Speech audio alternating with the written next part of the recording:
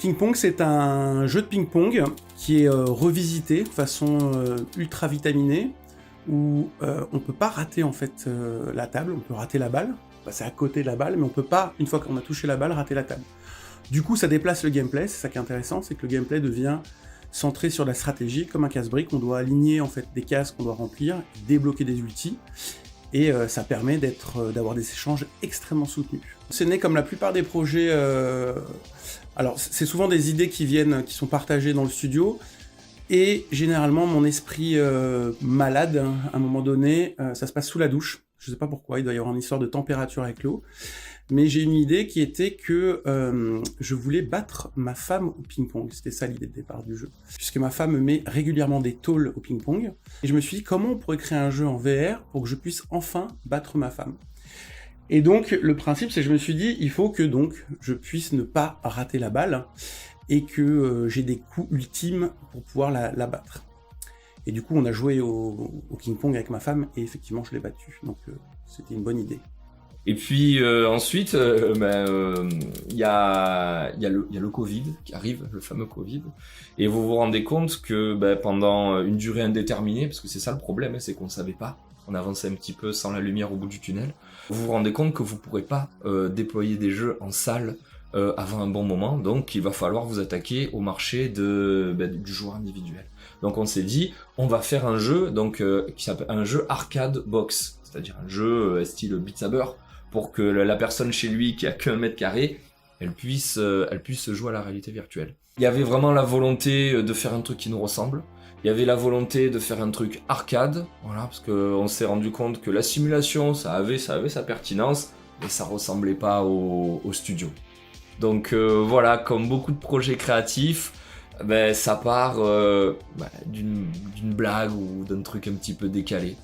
Et d'ailleurs, ça se ressent quand on joue.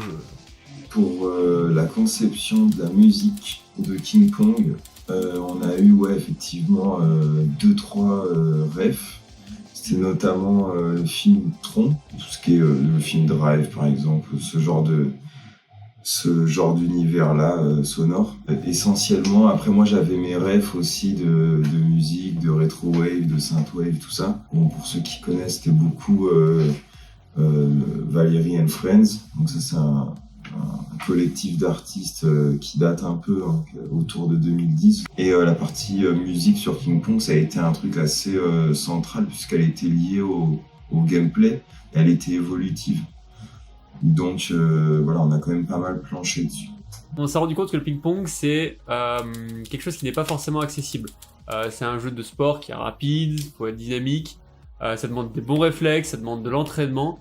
Et nous, ça nous allait pas. On a dû trouver un moyen de rendre ça plus ouvert au grand public. Faire en sorte que quand on tape la balle, ça renvoie automatiquement sur la table adverse. Ça simplifie énormément. Au niveau des mécaniques, donc on a ce côté, on ne peut pas rater la table adverse.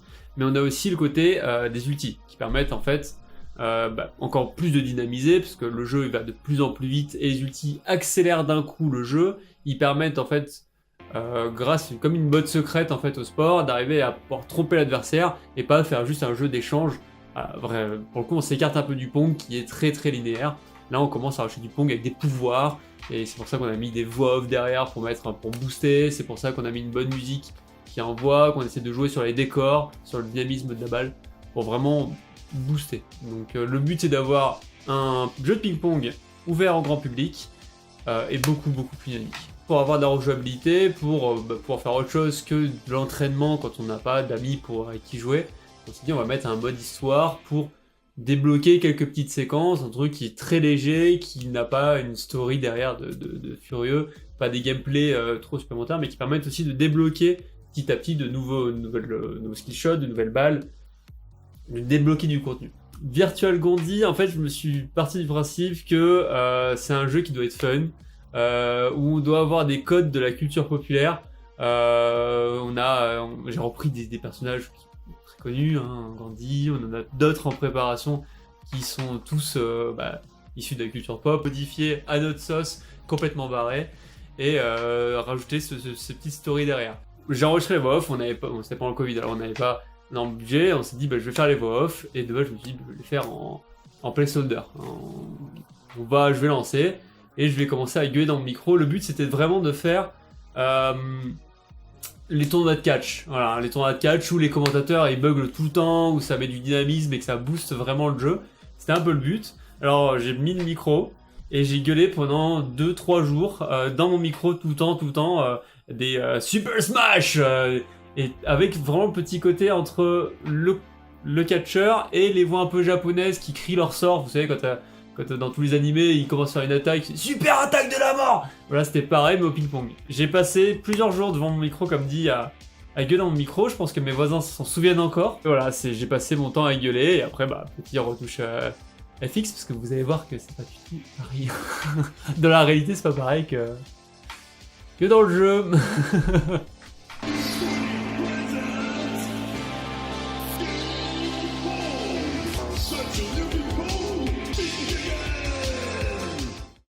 Mon plus gros challenge dans King Pong, c'était qu'initialement le projet était dimensionné pour l'événementiel et il n'était pas dimensionné pour du multijoueur. Donc du coup, c'est vrai que rajouter cette couche multijoueur, parce que pendant le développement de King Pong, on a eu le Covid, et du coup on a fait un changement de direction où on essayait de s'adapter du coup aux enjeux du Covid et de proposer en tout cas un jeu pour tout le monde au niveau des plateformes. On a choisi Steam en tout cas pour cette première expérience. Donc je dirais changement de projet en cours de route, s'adapter aussi à cette pandémie et puis du coup mettre en place un multijoueur. Sachant que King Pong est le vrai premier jeu multijoueur qu'on a mis en place hors local. Alors pour moi, King Pong n'est pas un jeu plus simple que Line of Fire, je dirais même qu'il est plus compliqué d'un point de vue gameplay.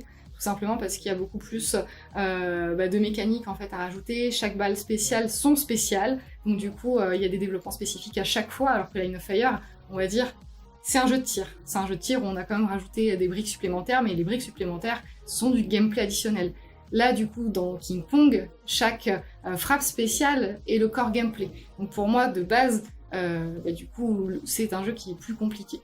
Après, au niveau des systèmes haptiques, King Pong de base n'a pas été pensé tout de suite pour l'haptique, alors que la plupart de nos jeux, on pense pouvoir rajouter de l'immersion, rajouter du mouvement avec le corps. On essaye de vraiment penser ça initialement. King Pong est un jeu de ping-pong, donc de base déjà, il y a le mouvement directement par le corps. Après au niveau de l'haptique, on peut toujours penser à des petits gadgets supplémentaires, mais pour moi ça restera quand même des gadgets, peut-être une raquette vibrante, ou alors avoir pas mal de choses, peut-être au niveau directement des balles, mais en tout cas c'est pas prévu comme ça, c'est pas prévu ni comme ça, ni pour la vente, ni pour la distribution. Je pense que justement King Pong est assez complexe au niveau de ses mécaniques et au niveau du son, au niveau des images, du visuel, des couleurs. Je pense que l'haptique en tout cas n'apportera pas beaucoup, sauf peut-être en événementiel où là on peut vraiment aller jusqu'au bout de l'immersion et proposer quelque chose de peut-être un peu plus amusant. Donc 3 mots pour définir King Pong. Le premier, c'est électrique. Parce que la direction artistique est électrique, c'est très électronique, c'est très Tron, c'est très... il y a un côté très années 80, néon, etc., saturé d'électricité. Électrique aussi parce que c'est un jeu qui est très très vitaminé, qui est très dynamique, avec un gameplay qui est très nerveux, c'est clairement de l'arcade VR, hein. C'est pas un simulateur de ping-pong. Gamer, parce que c'est un jeu de gamer, avec tous les codes du gamer, c'est-à-dire... des ultis, de la stratégie, c'est du compétitif où on a envie de battre l'autre en faisant des petits coups bien sentis, en anticipant ce que l'autre va faire, en contrant, etc. Donc c'est un jeu arcade, gaming, électrique, et le troisième, intuitif, parce que n'importe qui va comprendre très vite comment ça marche en fait. C'est dur de le résumer en 3 mots, mais allez, si je devais en garder 3, ce serait Tron, Fireball, et je vais tricher, what the fuck. Je dirais rétro, déjà, arcade aussi, et pour moi je dirais loop, parce que c'était beaucoup des loops en fait que je faisais. Je crois que ça m'a un peu traumatisé. Non. Je dirais déjanté, musique et sport. Alors je vais avoir un accent anglais désastreux, je préviens, mais bon, Take the Crow. Si, c'est Crow avec un N. Si, c'est ça. Take the Crow.